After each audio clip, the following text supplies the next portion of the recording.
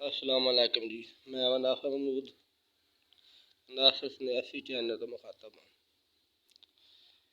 लो जी, साडा मकसद सिर्फ ये है कि यह नुस्खे हर इंसान तक पहुँच जाए। किताब दे लिखे हूँ सिर्फ पढ़िया बंदा पढ़ता है, तो हर बंदा पढ़िया भी नहीं पढ़ता। हर बंदा पढ़िया भी को नहीं पढ़ता।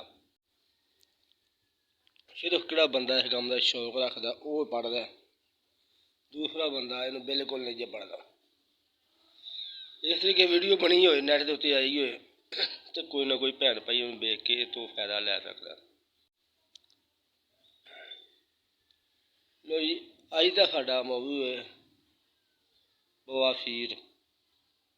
जो पहलू भी एक नुस्खा दसिया, दोबारा फिर एक नुस्खा दसन लगे हैं बवासीर का। और ऐसे नुस्खे इंशाअल्लाह बहुत ही घट लोग बनाते हैं। मेहनत तुहाडी अपनी होनी है, सार मेरे अल्लाह होनी है। नुस्खा फर्स्ट क्लास असी दसना। लो जी, निम्म के बीज ताजे होन फ्लैश, बे बुए ना होने इंशाअल्लाह अगों लगन वाले ने निम्म नूं तरकोने। निम्म के तरकोने 100 ग्राम ले लो।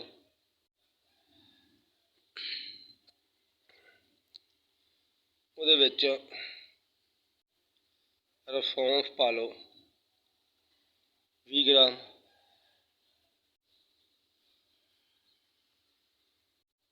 और गुग्गल 20 ग्राम, और मुनक्के सारे खाई दे सारे बी कढ़ के ये भी पाने ने 80 ग्राम। तमाम चीज़ों दौरे में पा के खूब घुटो,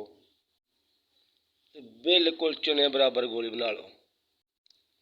ये गोली पानी शानी विच मासा एक तुमका नहीं पाना, पानी पाओगे ये स्मैल आन लग पैनी है 2-3 दिन बाद। पानी बाहरों बिल्कुल नहीं लाना, थोड़ा जिहा जोर ज़्यादा लगेगा और इंशाअल्लाह गोली फर्स्ट क्लास चने बराबर बना लेनी है। तो कढ़ाई इस तरफ हो भी हर चीज़ कड़ी मुलायम हो जाए।